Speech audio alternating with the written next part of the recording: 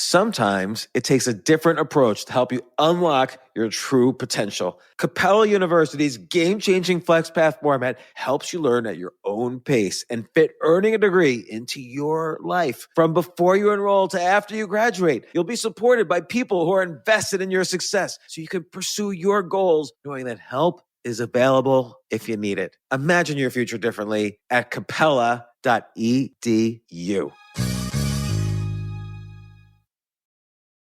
At the UPS Store, we know things can get busy this upcoming holiday. You can count on us to be open and ready to help with any packing and shipping or anything else you might need. Is there anything you can't do? Actually, I don't have a good singing voice. The UPS... Nope. But our certified packing experts can pack and ship just about anything. At least that's good. The UPS Store. Be unstoppable. Most locations are independently owned. Product, services, pricing, and hours of operation may vary. See Center for details. Come in today to get your holiday goodies there on time.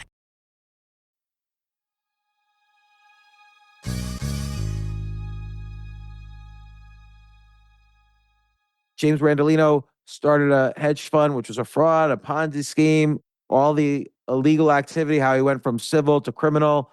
We really dive in to the details of his fraud, the psychology of it. Like, what's critical is that not all frauds have the same flavor. All frauds are bad. Don't get me wrong. It is morally bad to do a fraud. There's a reason why he went to jail. He wanted to go to jail.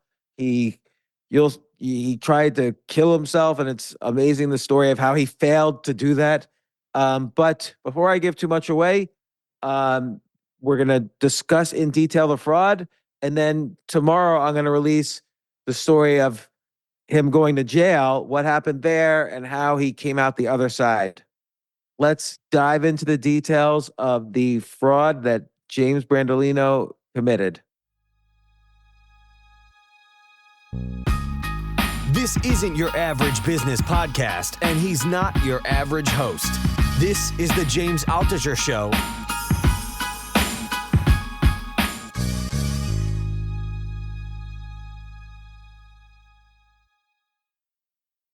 James, thanks so much for coming on the show. And you're going to describe your story in a moment. But when I was reading your story, so I was running a hedge fund that I had started from scratch around the same time as you were. Yes. I could totally understand what was going through your mind and why you did what you did. And of course, the eventual outcome. But maybe in your words, describe what happened. And again, I appreciate you coming on the show. It's very interesting, and it's a very interesting lesson about the psychology of fraud.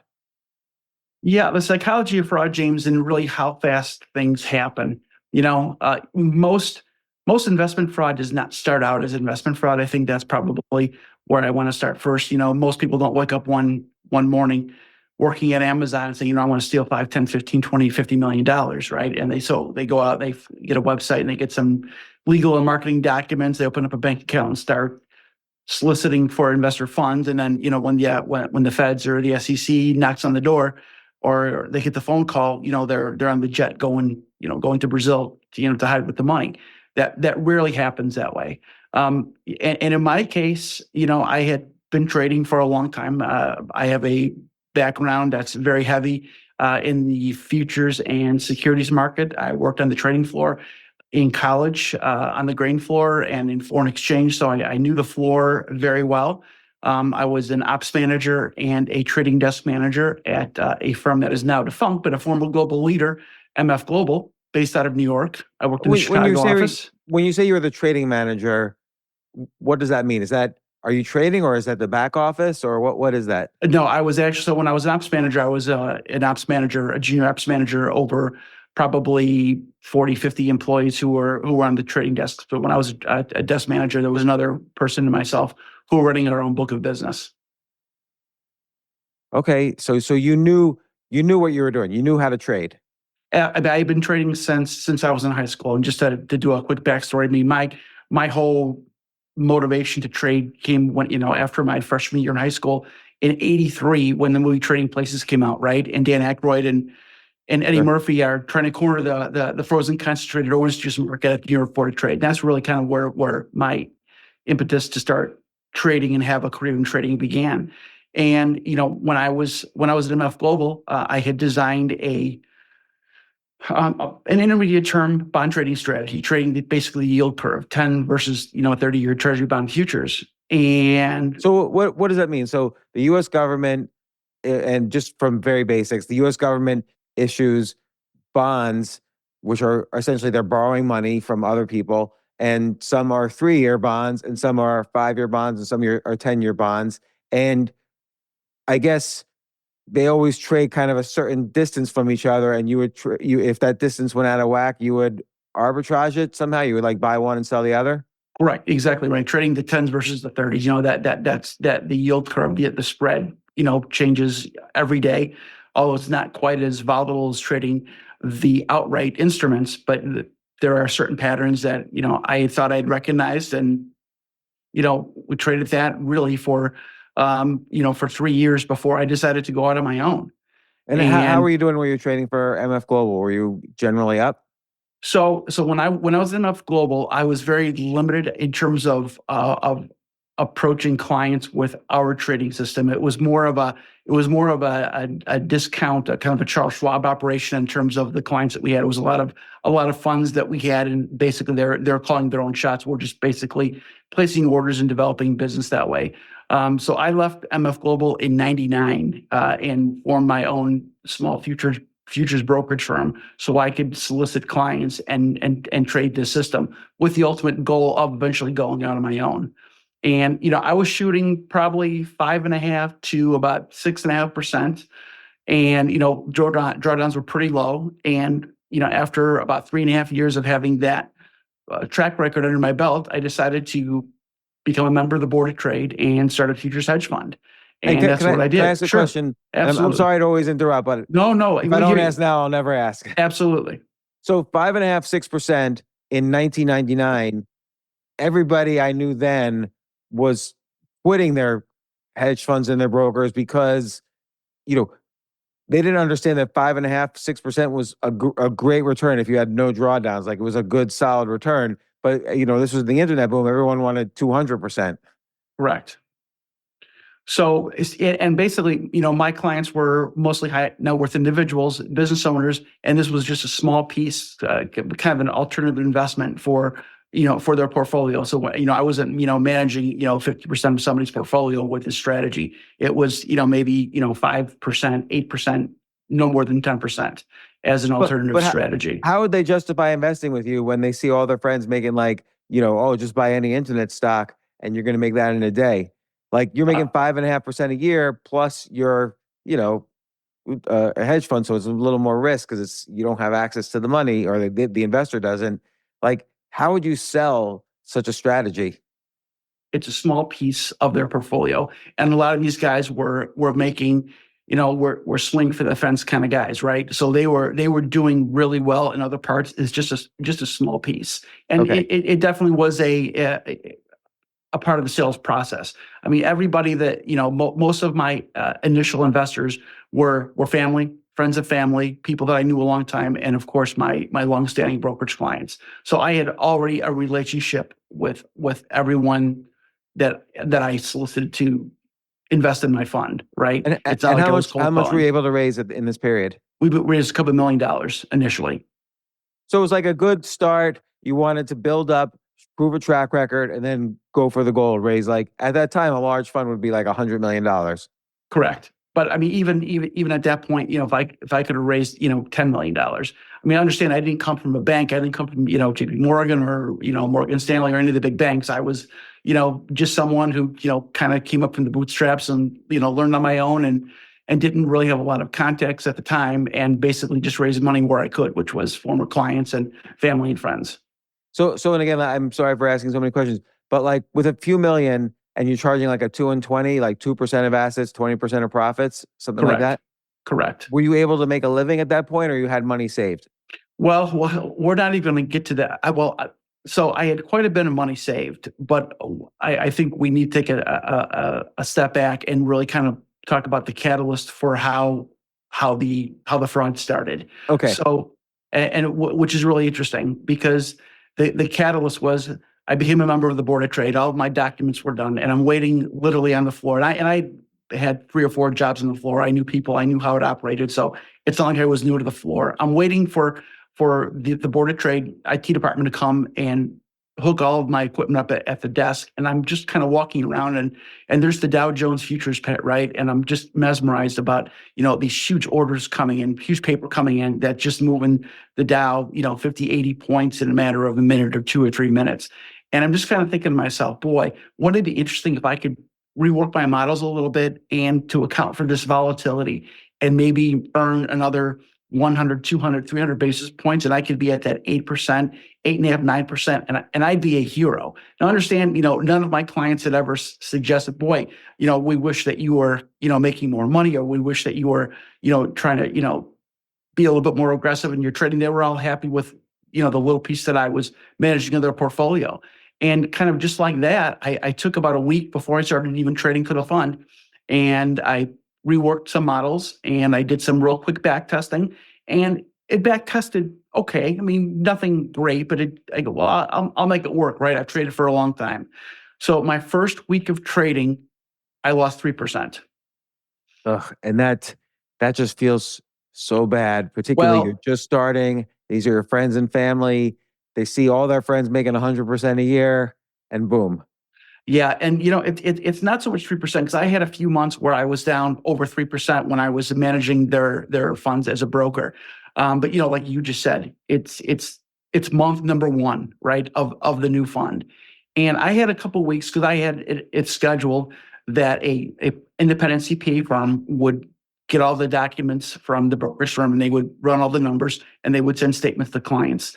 And I'm just kind of thinking, what am I going to do? I've got 2 weeks before this is going to happen. I've got to get everybody on the phone or go visit everybody, or I've got to do something, right? And just to show you how fast it happens, I'm sitting in an office in the board of trade with one of my colleagues. He's on the phone. I'm paging through Institutional Investor Magazine, and the light bulb goes off. James, I see an advertisement for hedge fund accounting software. And just like that, I'm like, here's the answer. All I've got to do is buy the software, put all the information in there, show a small gain instead of a loss. I mean, 3% is actually 2.89%, right? I could make this back. I've been trading for a long time. I could make it back in a month, 2 months tops. And we'll, at that point, after 2-3 months, whatever it would be to make it back, I can hire the old CPA firm again, and everything will be fine. Right. So this is like step number 1. Like, okay, in numeric terms, like if you had a $2 million fund, you're down 2.89%, you're down, I don't know, $57,000, which it feels like you could make that up, and it doesn't feel like you're robbing anybody of $5 million or anything like that. It just feels like something you could get to, and then it's all good and nobody loses money and you're a hero again. Absolutely. Yeah. And that was the motivation to do it. And it was, then not that I wanted to let everyone down. That's definitely part of it. The other part, I'm thinking, well, if I show a 3% loss, I mean, what are these guys going to think? It's your first month. I mean, we trusted you, and, are they going to pull out? And, if so many people pull out, I'm going to have to close the fund. And then what am I going to do? Right. So yeah, it was that kind of situation. Because, and again, I'm diving into like what you were thinking. You thought like, then what am I going to do? Because A, it feels good to be on your own. It doesn't feel good to then go back to the job admitting failure. But B, how are you going to get a job as a trader, which is what you were doing or this is what could be going through your mind. How are you going to get a job as a trader when you just lost this money trading? So right. It's not only feels bad, it's like you really were calling your existence into question. Exactly right. And just to make another point with you said, not that I lost money trading. I lost money trading a system that was not my system. I had never really studied that. Although I took orders for clients who traded indices, when I was a broker. But in terms of studying that volatility in that market and those players and what moves that market, et cetera, and the psychology, it was just something that was kind of foreign to me. So it's the worst part about it was that I wasn't even trading my strategy.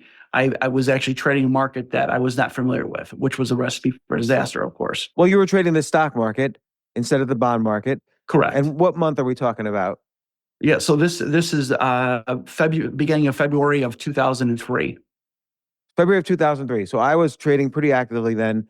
And at that time, the best strategy, not so much on Dow futures, but on NASDAQ futures or NASDAQ 100 futures, was basically if something dipped, you'd buy it and it would go up. So I don't know if you were counter trend trading or what you were doing. I was trading a mean reversion strategy. Yeah, so mean reversion strategies did work, but February 2003, we were kind of preparing for war at that time, which started a month later, and things were pretty volatile. You had to have some guts at that. February and March was a little more volatile. Those were probably the most volatile months of 2003, if I remember correctly. Correct. So what's interesting is that in terms of trading a mean reversion strategy, yeah, buying the dips is great, but when you're trying to sell the upper channel, going back to the mean, that's where I would get crushed. So I would have maybe 3, 4, 5 winning trades, small winners, and then I get crushed on that. Trying to sell the upper channel and to go back, and that's when I would just get hit. It would just take 1 or 2 trades to wipe everything out plus. So on average, for every 2% winner, there was a 3% loser, 4%. That's the thing about mean reversion strategies, is that you're going to have lots of winners. In a single month of 20 trading days, you might have 19 winners and 1 loser, and you still lose money. And you're exactly right. And it's really, really, really tough. And understand too, when I was trading my bond strategy, I was probably, doing a couple trades at most a week, probably 3 trades every 2 weeks. When I was, trading, the S&Ps and the Dow futures, I was trading probably 5, 6, 7, 8 times a day. So in terms of the psychology involved, and I'm sure you can attest to this, the psychology involved in that kind of trading is completely different than something that's intermediate term or long-term trading. Yeah, very much so. You're living and dying. I would feel my whole blood course through my body, every heartbeat, like every tick would affect my psychology. I mean, it's awful. It's like sports. It's like, you got 2 pieces in terms of trading. You've got the quantitative models that are telling you what you should be doing. And then you've got the psychology part. Should I actually do it, or can I follow that model, right? And if I have 5 losers in a row, how can I take that next trade? Or if I have 5 winners in a row, can I take that next trade, right? And and that's the worst part. You have 3, 4 big losing trades, and the next trade you don't take, and that's the one that's going to get you to about even, or maybe a little bit above even. So it's psychology is so important in trading, as you know.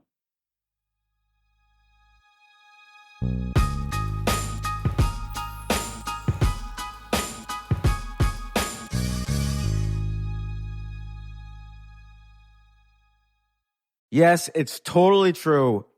Airbnb has changed my life. If anything, they have made my life so much better. Like, I used to live in Airbnbs. I lived in over 100 or 200 different Airbnbs over a 3-year period, and I loved it. I became a really good guest of Airbnbs, and I got to know lots of hosts. So when I initially owned a house, of course, the first thing I thought was, I'm going to turn my house into an Airbnb because I travel a lot. So why leave my house unused when I can make a side income by letting others Airbnb my house or come to stay in my house as guests? And having my own Airbnb or being a host for Airbnb has allowed me to do just that. And I've met other hosts. I've actually spoken at Airbnb's host conference. I think it was in 2017. I met so many just nice hosts. It's a great community. And I love, turning my own home into an Airbnb. Like, I'm traveling to Austin next month. My home's going to be an Airbnb while I'm away, and I'll stay in an Airbnb. I'd rather stay in like a 3-story house Airbnb than in one tiny hotel room in the middle of Austin during South by Southwest. So listen, while you're away, your home could be an Airbnb. Many people host on Airbnb, but there are people who are just letting their house sit empty, who've never thought about it or didn't realize their space could be an Airbnb. Hosting can easily fit into your lifestyle and is a great way to earn some extra money. So if you have a home, but you're not always at home, then you have an Airbnb. Your home might be worth more than you think. Find out how much at airbnb.com/host.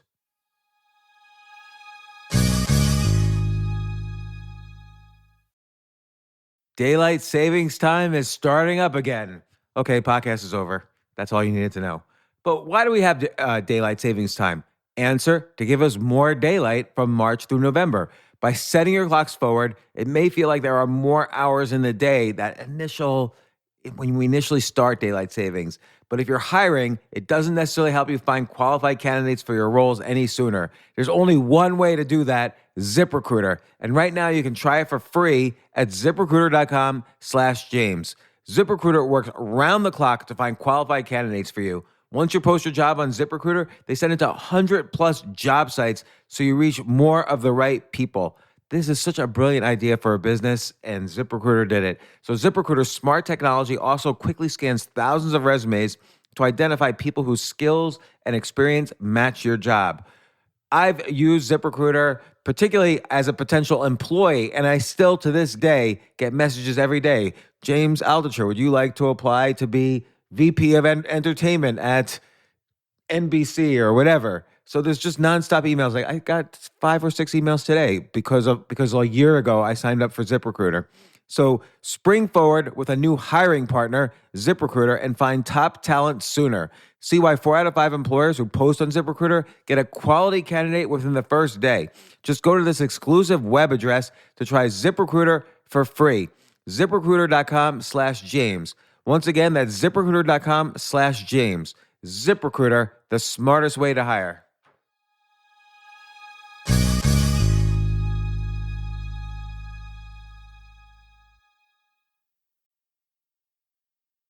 There's 3 stages of my fraud. This first stage lasted about a year and a half. So after about a year and a half, I've probably got about 50,000 in the hedge fund.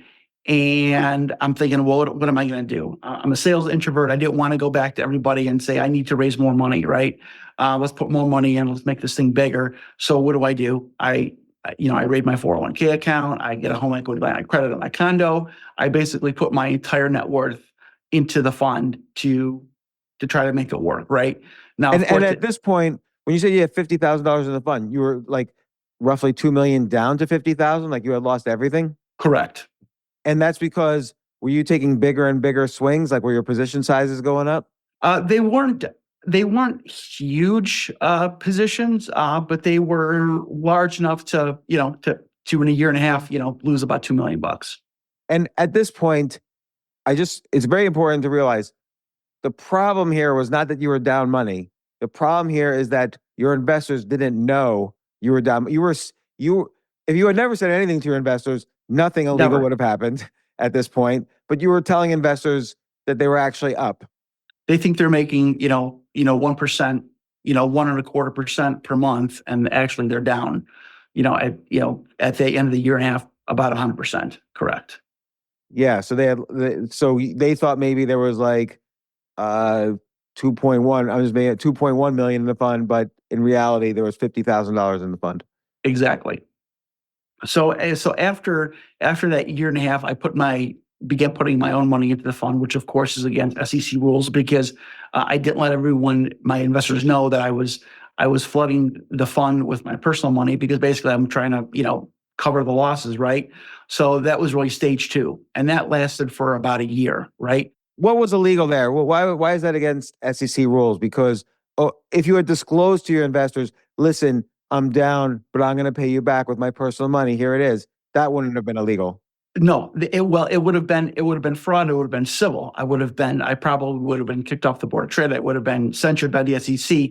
But at that point, it was civil because I had not taken any money. Right? They were just losses they were legitimate losses that I was hiding. Right. And again, if you had been disclosing losses, it wouldn't have been any problem at all. So yes and no. So people, fund managers lose money all the time. And as long as they lose it legally. Technically, I didn't lose it legally because I was not trading my bond system. Now, if I had lost the money trading my bond system, then and I had all the risks disclosed in my hedge fund documents, absolutely there'd have been no issue. People are going to hate me for interrupting all the time, but I'm just want to make, people always say, "Oh, let him talk," but I just really want to understand. So the hedge fund docs said specifically what your strategy was, and you didn't leave room for, on occasion, the hedge fund manager might trade other strategies. Correct. Okay. So now I understand why, at the very least, you were in trouble with the SEC, if not breaking the law. Correct. But at that point, it's just civil. So, Right. I dumped my personal net worth into the fund, and this lasts about maybe another year, just over a year. So now we're almost at the 3-year mark, right? And I'm basically back down to that, $50,000 to $100,000 in the fund. And I'm like, man, what am I going to do? I've got no money. I'm broke. I'm gonna have to sit down with everybody. I'm not sure what's going to happen here, right? Were you married? I was actually divorced. I actually got divorced in 2004. And was it because of the stress related to what was going on? Well, that was definitely part of it. My ex-wife was not although she was a U.S. citizen, she was not from the United States. And I just really, really felt I didn't want to get her involved in the whole mess. And basically I just, decided that, we should get divorced. And yeah, I basically told her I didn't want to have kids. And that was like being European, that was real important to her. And I just didn't want to get her involved because she had absolutely nothing to do with the whole situation. Because she was also a registered rep in the futures industry with another firm. So I didn't want to get her involved at all. So, but at this point, this is where you're neck deep in your isolation. Like you thought initially, okay, it's fraud, but I'm going to make this up quickly and no one will know. Well, I'll wash my hands of it, and it's going to be good in the long run. But now you realize you're in trouble, and this is midway through, and you're probably stressed out of your mind. Was your libido functioning? You were probably too stressed to fool around with your wife. Well, that's a good question. I really don't really remember all that much. I at that point, I really wasn't dating. I was pretty much focused on turning this thing around. And most of I had a lot of clients who were local. And, most of my clients were high net worth individuals. And, I had a few that would call me probably at least once a week. How are we doing? What's going on? Hey, the bond market did this. How do we do? The bond market did that. How are we going to do this month? And, I would get calls. Hey, we want to come down and see you. Because I was kind of like the anti-Madoff. I was not secretive at all. People wanted to come down to the floor and watch me trade, because I traded every day. It's not like I never traded, right, and took the money and ran. I was trading literally every day. And if people wanted to come down and watch me trade and look at my screens and stand next to me on the floor at my desk space, they were more than welcome to do it. So I was always very open about and transparent about what I was trading and how I was trading. And I would get calls all the time, from my clients, asking questions. Where the key comes in is at that almost the 3-year mark. And I'm just kind of saying, what am I going to do? I've got to, I got to get everybody in the room and just kind of say, hey, this is what happened. I haven't taken any money. We lost the money legitimately, but, we got to do something here, right? And out of the middle of nowhere, I get a phone call, and almost didn't take the call. It was a referral from one of my really good clients who wanted to come into the fund. And my buy-in at the time was only $50,000. And he goes, well, I want to put more in the fund. Is that okay? I go, well, sure. What are you thinking? He goes, I want to put 500 in. I'm thinking 500. Oh my God, here we go. Now I can, if I take this money, I can not only bring in some quant analysts, I can try to fix this thing, and I can have some money to live on. And really from that 3-year mark through year 8, that's when I was actually taking money from the fund to provide for living and business expenses. I see. So this is a big transition. So it's important to understand. So now with this 500,000, you weren't just going to say to yourself, okay, this is money I can now invest to make back everything. It's now, this is money I can use to live and improve my trading while I simply figure this out, like how I'm going to survive. So this is going to just sort of like bridge the way until you figure out a solution, but you were going to actually use this money to live on, which is definitely criminal. Absolutely. And that's really where the lexicon changed, James, from civil to criminal. And I probably didn't know it in those terms at the time, but I knew that it was absolutely wrong for me to actually take that money. But really there was never, during the whole period, there was never more than a couple of days in a row where I really didn't think I could make the money back.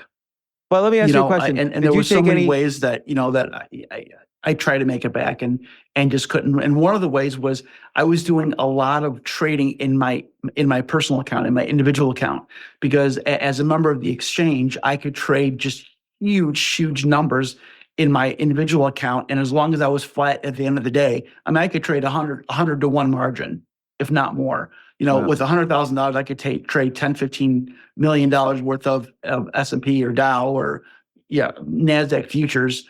And as long as I was flat, by day's end, there'd be no problem. So this is where you did start taking big swings to try to make everything back. Bigger swings, yeah. And I wouldn't say I swung for the fence every day. I mean, did I have days where I was down 50, 60 grand? And but I also had days where I was up, 30, 40, 50 grand too. So, but of course the losing days definitely outnumbered the winning gains. I mean, usually my losses were on average probably $10,000-$15,000 per trade, and my winners were averaging probably $3,000-$4,000 per trade. So I did swing for the fences on some occasions, but it wasn't, thankfully, I guess, every day. I mean, so the 500,000 you were using. Okay, well, let me back up a second. So sure, the fact that you considered taking in this 500,000 in order to have some money to live on shows that you are thinking now, okay, I'm entering into the world of criminal fraud. So my gut tells me you probably were stressed, but not as stressed as you could have been. Like you actually felt some relief that this 500,000 could come in because now you could live, and you had good intentions in a weird way, and that you wanted to solve a problem, but your brain was now acknowledging that you were willing to do this. Yeah, I mean the pain of escalating the fraud from civil to criminal was much less painful than having to make those phone calls or sit down with everybody in a room and saying, this is what I did, this is what happened, I lied, and you're basically, your money's gone because I lost at trading. Two small questions. One is, were any of your investors, was this like money that was life or death to them?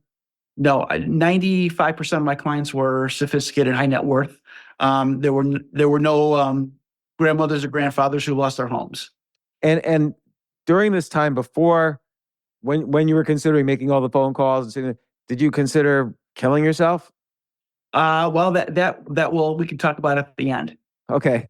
I mean, I guess, well, and I guess I guess before we get to that part, I would say, I was never going to let myself get caught. If I ever saw the FBI come on the floor, or if I ever got a call from, the SEC or the Commodity Futures Trading Commission that they wanted to look at my books and records, I was never, ever going to let that happen. I was always going to commit suicide before that happened. But I know at the end of the story, there's definitely a climax to that. Yes. And then just in terms of trading strategy, again, I am very familiar with those years, even day by day. Like I remember the trading so viscerally, and I was doing a mean reversion strategy similar to you, sometimes on S&P futures, never on Dow futures, but always on NASDAQ 100 futures. It did work pretty well. Although I will say, like that, again, that type of strategy, you get lots of wins, it's high probability wins, but the losses are very painful. And managing those losses is the key to a strategy like that. And it's very quant based. You have to know when the mean reversion is going to kick in statistically. Like historically speaking, when do NASDAQ futures mean reversion usually kick in? That's what I would trade off of. Yeah, and even if I would put some type of filter in there, just trading from the long side, or do something, having a long-term indicator that, if this was in a long trend, I'm only going to take trades from the long side, or on the short side, maybe cut my size in half, or down to a quarter and trade less size from the short side when the trend is up. But I just didn't do it. But also because you had a different agenda in that you were also not only trying to run a fund, but trying to get out of the hole of civil fraud. I mean, Yes. No matter what, you had committed civil fraud. Absolutely. But you could have, a lot of people out there are not caught because they fall into situations like you and then they climb out of the hole. Now, unfortunately, you were not able to climb out of the hole.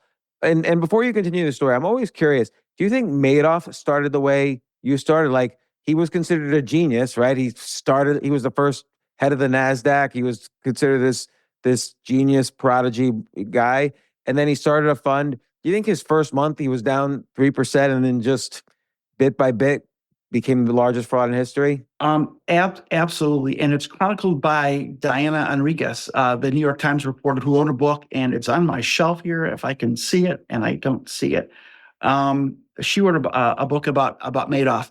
And in the early 60s, he was trading just penny stocks and basically lost a ton of money during this major downturn because he was basically telling his clients, his investors, that it was safe and secure, and he basically lost it all. He actually borrowed, and I'm thinking this is circa maybe 61, 62, 63, and he actually went to his father-in-law and borrowed the equivalent of, I want to say, like $400,000 in today's money, and paid back all of his investors so they would not know that he lost their money. And he actually paid back his father-in-law as well. But that just goes to show you on the psychology of just the fear of letting others see, your shortcomings, especially in trading, and that maybe you're not as smart as you thought you were, et cetera.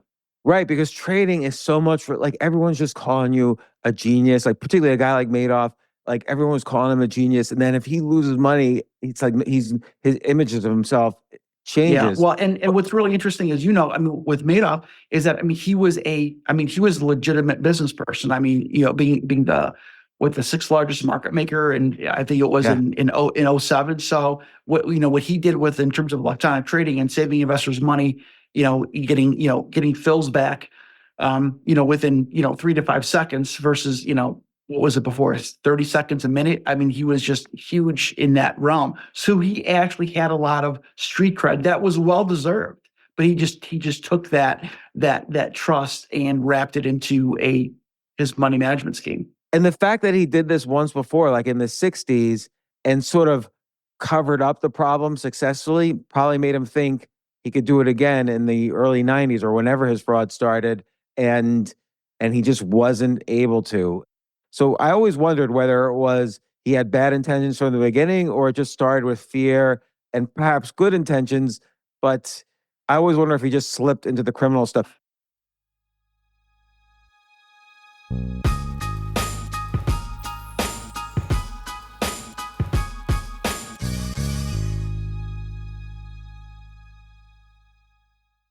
Looking for a rewarding, life-changing opportunity that enhances the lives of children in your community? Well, with almost 50 years of experience, Huntington Learning Center is the nation's leading K-12 tutoring and test prep franchise, dedicated to shaping brighter futures for both students and franchisees. Huntington is the top revenue-producing supplemental education franchise in the U.S., and their proven system is the key to success for you and your students. The Huntington Advantage includes low startup cost turnkey systems, dedicated support teams, national and local marketing support, and multiple revenue streams to help you build a life-enriching and profitable business. No education experience needed. In today's environment, the need for tutoring has never been greater. When you become part of Huntington Learning Center, you're filling an urgent need in the growing $5 billion supplemental education industry. To learn more, visit huntingtonfranchise.com. Make a meaningful difference, pursue your dreams of business ownership, and be a positive force in your community. Don't wait. Visit huntingtonfranchise.com today.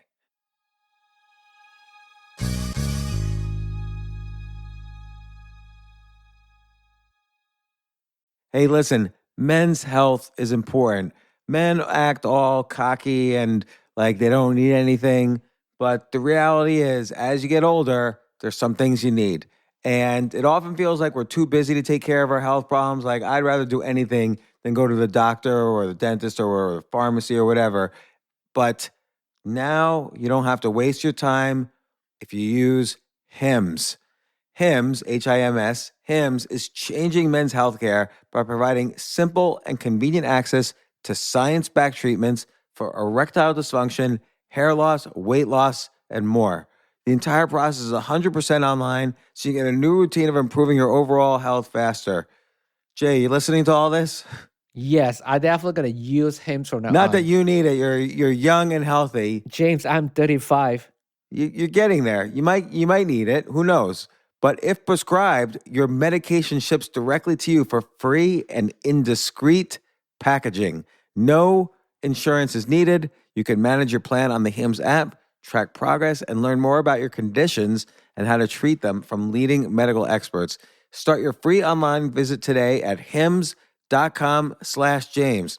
Could you imagine that? There's a whole section just with my name on it. Hims.com/James. That's how much I am representative of the kind of person who needs Hims. That's HIMS.com/James for your personalized treatment options. Hims.com/James. Prescriptions require an online consultation with a healthcare provider who will determine if appropriate. Restrictions apply. See hims.com/James for details and important safety information. Subscription required. Price varies based on product and subscription plan.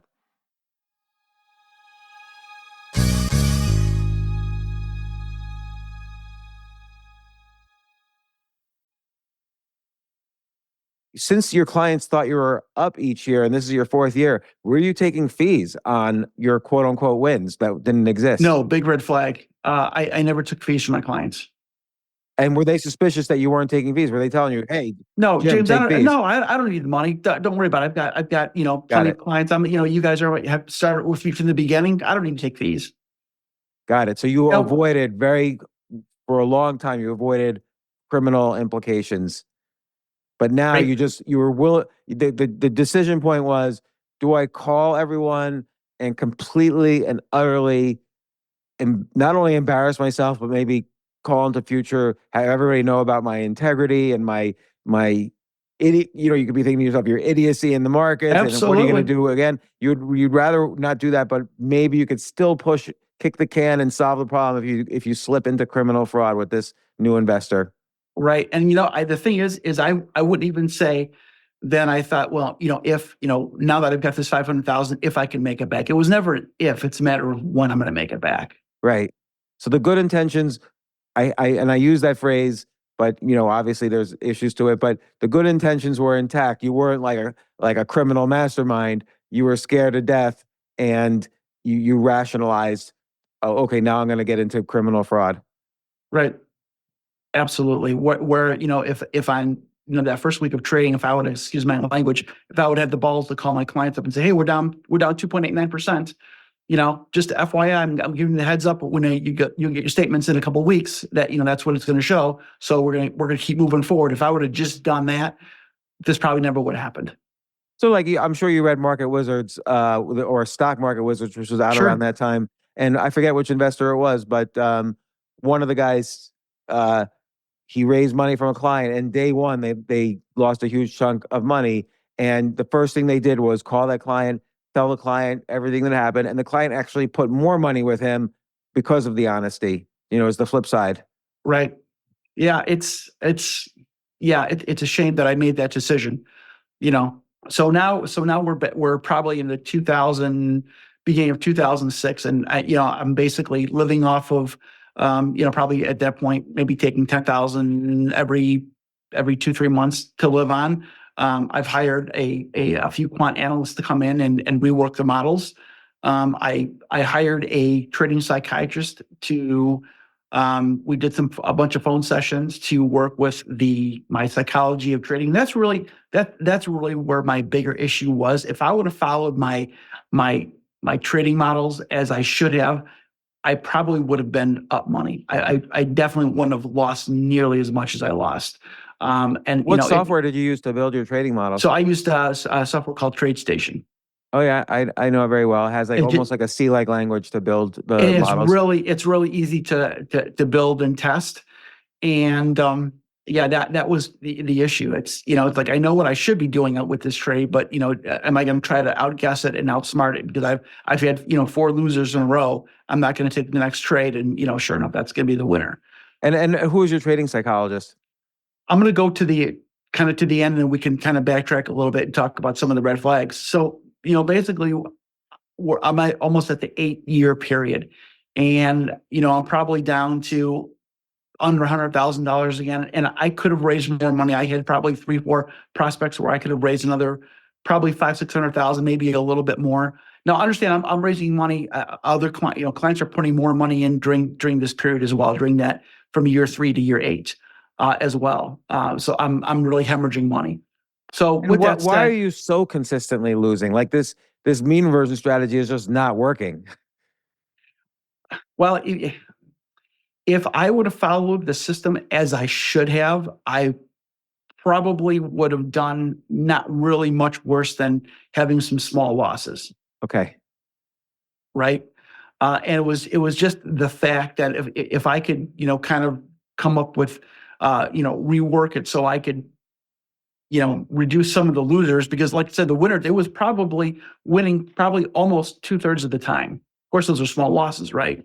Versus the big losses. How do I, can I trade bigger sides in certain situations and maximize those and minimize the 1 or 2 losing trades in a week versus the 20 winning trades during the week?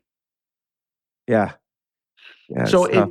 it gets to the point where, and I'm going to just say again, I never really thought that I could make the money back. And it was early December of 2010, and I'm on my balcony overlooking downtown Chicago. It was a Sunday, holding a cup of coffee. I'm thinking, you know what? I'm down just about $4 million.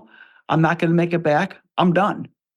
So really within about 30 seconds, I decided I basically kind of gave all my stuff away. I had a beautiful Hammond organ. I donated to a church. I sold my condo, and basically had sent that money to some clients who had redemption requests. And I went outside of the city to a firearms dealer, and I was gonna purchase a gun. Of course, they know from the city in that time, you couldn't have a firearm in the city. So the guy wanted to sell me a revolver. Now, I had nothing about guns at all. Nothing. Never held one, never shot one or anything other than what I saw on TV. He goes, this is all you need. It's $50, $60, whatever it was. I'm like, well, I'm looking around. I go, what about that one over there? He goes, oh, that's a Glock 17. That's going to be about $600. That's way too much gun for it. It's like, well, I want to get that one. So I ended up buying that one. Why did you want the Glock instead of the revolver? Did you think the revolver couldn't do the job? I don't know if it was ego or what it was, just I knew why I was buying it. I was buying it to commit suicide. And I just thought, boy, that Glock looks really cool. That's what I was going to buy. And that's what I did buy. So I bought the Glock. I had to wait a week before I could pick it up. And at that time it was, at Christmas time, and spent a lot of time with family, friends, with even some of my local investors. They had no idea, of course, what was going on.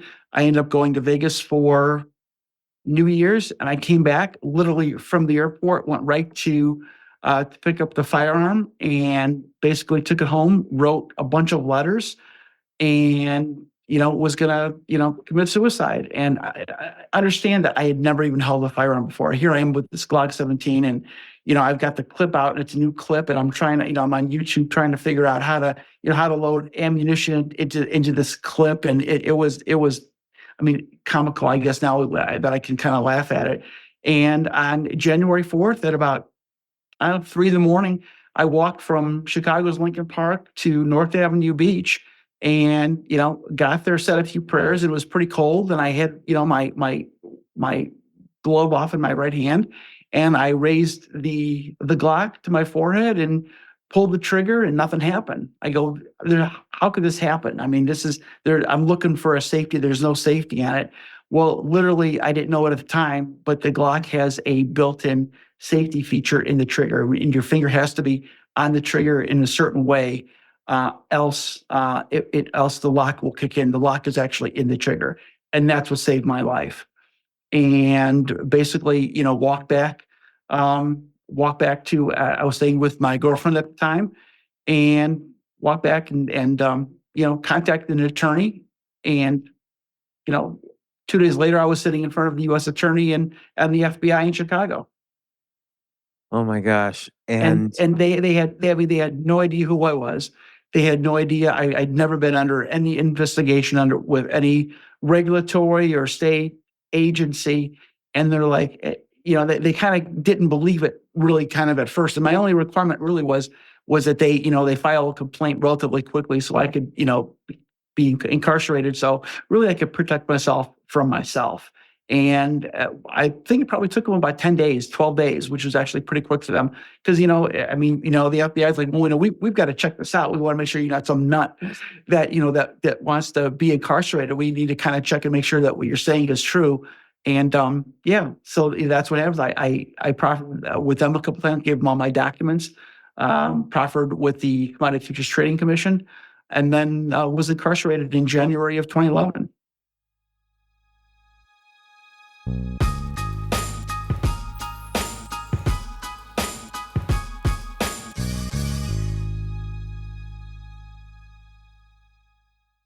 That was a riveting story.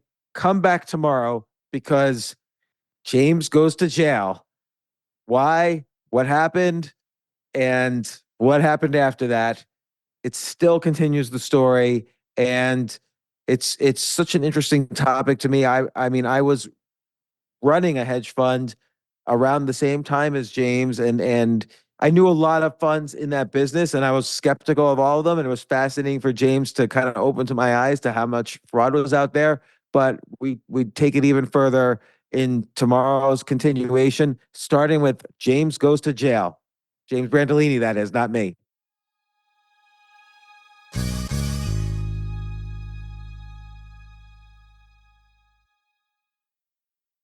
The legends are true. Overwhelming power! The sauce of destiny.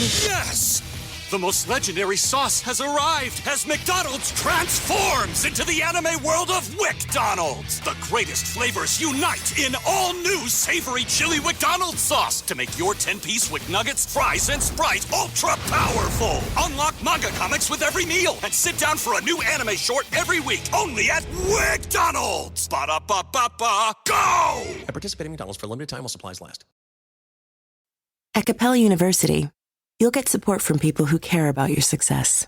From before you enroll to after you graduate, pursue your goals knowing help is available when you need it. Imagine your future differently at capella.edu.